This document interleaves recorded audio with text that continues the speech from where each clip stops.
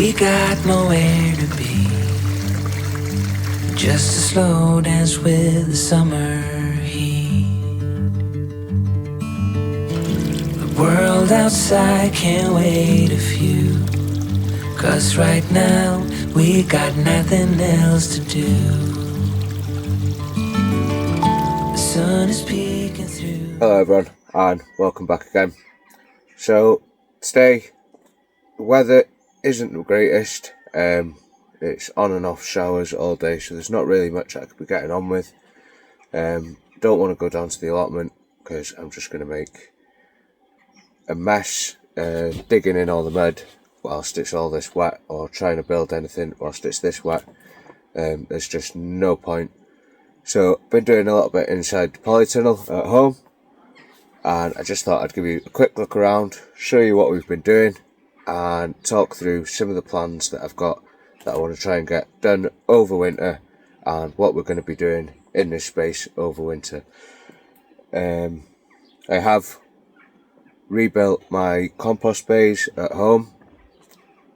Still got a few finishing touches to do on that, but I've just been using up all the old materials that I've got lying around and trying to get rid of any scraps of wood, timbers, pallets, anything like that that I've had lying around. I'm just trying to get rid of everything, so I'm trying to use everything I can up and get as much out of it as we can.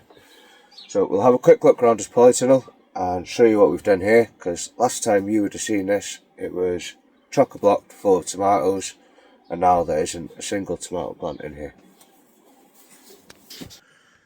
So as you can see, we've taken out all the plants from in here.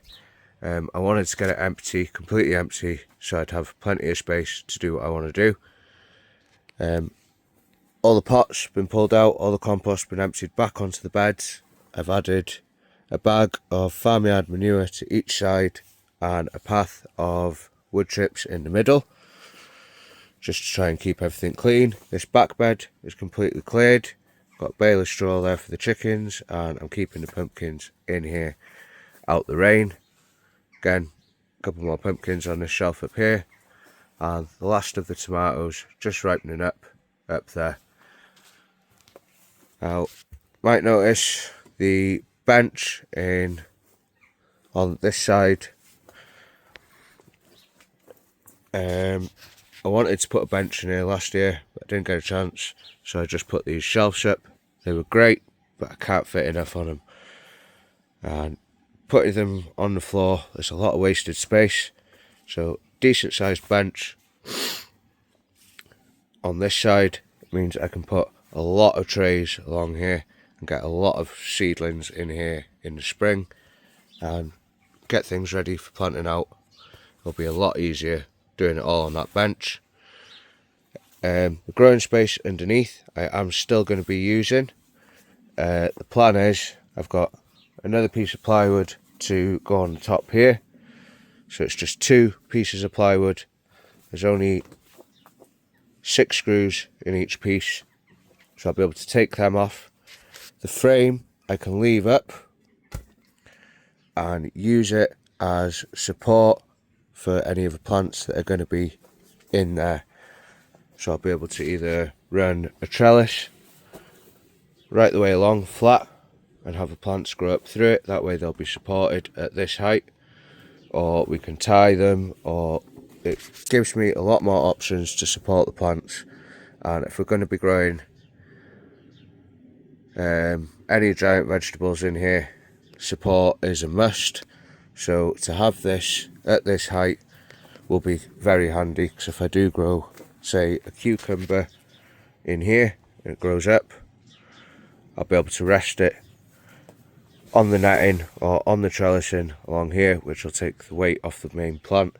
Same with the tomatoes, it'll be a lot easier to get supports in, or I can make something to support them off rather than just having the string.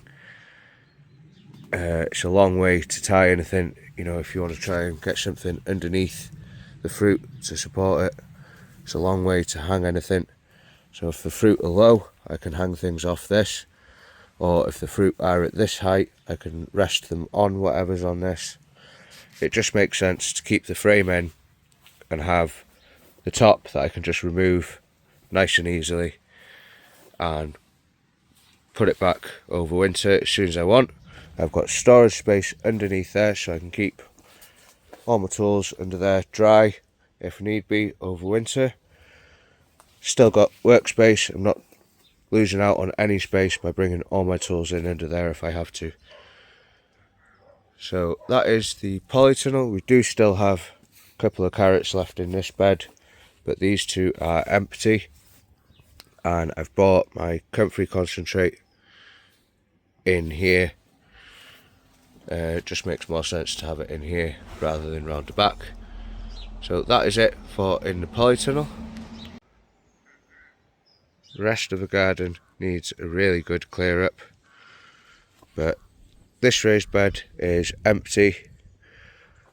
This raised bed behind it, we've still got some swede in there, but that side is empty and covered. Those cabbages need to come out, and this bed here is ready to be cleared as well. But you might notice quite the difference in this area. If you watched my previous video where I'm taking the long roots down for Malvern, you'd have seen compost bays have changed quite a lot. So the plan was I wanted to shorten my gutters because it was 6.2 metres. I've shortened them down to 4 metres, got rid of a whole compost bay and rebuilt the other two further along. I did have the worm bin here, but I've taken that from there and moved these right up, which gives me more space to get the angling right, and I can now fit 4 metre length and still have my compost bays. I do need to get something at the bottom here that holds water, just so they can sit in that, and I need to make some sort of support on the top of here just to support them in the middle, but that shouldn't be too hard to do. Just make a square frame out of battens or something. But the compost bays I've made using pallets, and I had all these corrugated sheets. They were stacked up behind the old compost bays. Completely forgotten about them, been there for years. So rather than just using the pallets and them rotting away in a couple of years time again, I've gone for cladding them in the corrugated sheeting, which means that they should last a really long time. As you can see, this one I've just put some cardboard in the bottom, and a pallet door is screwed here into a batten there and screwed on here, so it's just undo 2 screws and I can slide this out.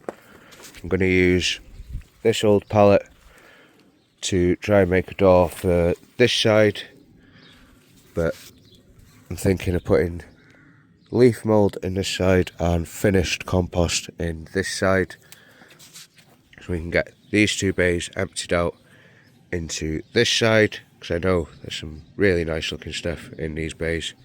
Pull that up right there.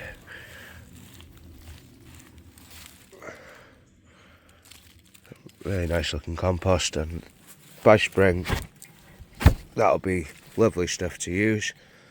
We did have big wasp's nest in this one, that's why I've not had any time to do anything with the compost bays all summer, because there was a massive wasp nest in this one. I'll pop in a clip at the end of this video, but I bought some wasp and hornet nest killer and came out in the middle of the night and sprayed them, and within a day or two they've slowly died off.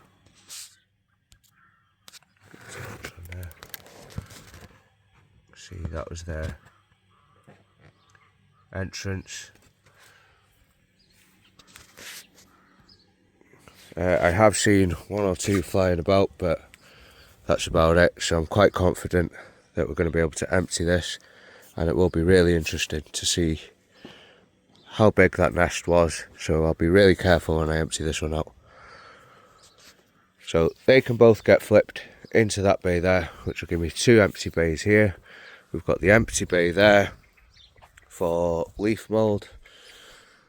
We just need to work something out. So we've got some water at the bottom of the long root system, and then we've got probably enough room to do another raised bed right at the back here with space that we gained. I'm going to dig up the comfrey from here, or attempt to at least, and take that down to the allotment, get rid of all of this and build some sort of new raised bed at the back there.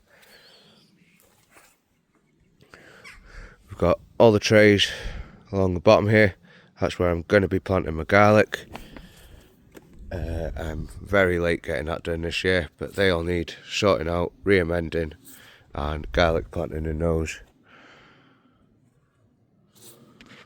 Right then guys, so I just thought I'd give you an update on what's happening in the front garden at home, because it has been such a long time since I've done any sort of plot tour or garden tour or anything like that, but I just really haven't had as much going on as what I usually do, and I don't see the point in showing you things that are dying off. I have been trying to clear everything and not show any more seeds, because I do have a lot of things I want to try and get done, and having all the plants to look after as well is just adding to all that time. I will be showing seeds again now once I've got this bench finished. I know I can put things in here and I can start working in the other polytunnel, but it's what I don't want is to have all sorts of things planted out and then not be able to do something in that space because I've got something planted out. It's like the first raised bed that I want to build in the allotment is where I have the Swedes planted. So until they come out, I can't put the raised bed in.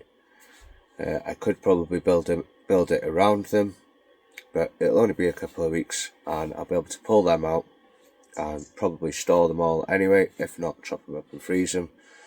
So this is why I've not been showing seeds over the last couple of months, in order to prepare for a fall garden, as to say.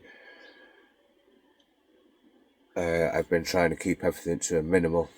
Obviously we do have the giant onions, but they're in the shed, they're not taking up much room at the moment, and hopefully I should be able to get the grow tent set up in here as well, and that should be in time where the onions need to go under the big lights. So hopefully I should be able to get everything sorted in here by then and get the grow tent set up in here, and hopefully get a better start to the next season. So that's going to be it for me today guys. Just like to say a massive thank you to everyone for watching, and if you haven't already, please do hit that subscribe button. It costs absolutely nothing, it's just down there. It really helps out the channel, great deal, and catch you on the next one. Bye for now.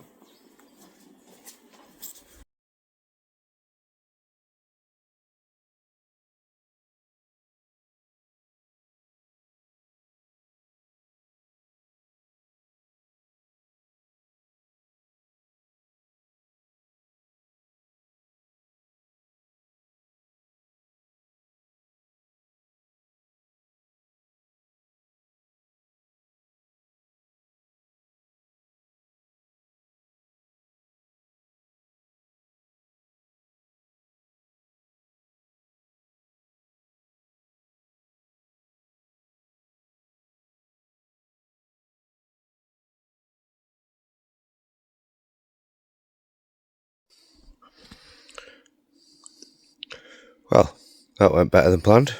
Didn't get stung. Problem with wasps.